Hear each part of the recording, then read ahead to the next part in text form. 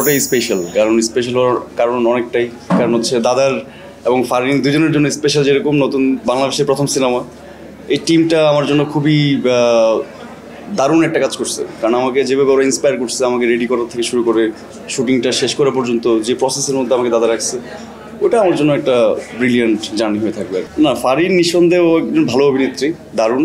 আরও as a আমাদের কাস্টের সাথে ইনভলভ হওয়ার পরে আমাদের টিম আসলে অনেক এনরিচ হয়েছে। অ্যান্ড ফারহিনের সাথে কাজ করার ব্যাপারটা খুব দারুণ। ও অনেক কমফোর্টেবল, অনেক কোঅপারেটিভ। সো আসলে ওই হেল্পে করে সবাইকে। অনেকদিন, আমি প্রায় দীর্ঘ 5-6 মাস ধরে তো আমরা এটার মধ্যেই। সো লম্বা একটা টাইম ধরে আসলে এটার সাথে ছিলাম। সো এখনও তো শেষ হয় না, মাত্র শুরু হলো আমাদের। তো রিলিজ হওয়ার পরে বাকিটা আর কি।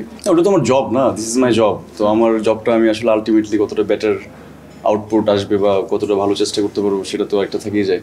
তো সেই জায়গার থেকে আমি ট্রাই করি সবসময় ভালো একটা আউটপুট দেওয়ার আর কি।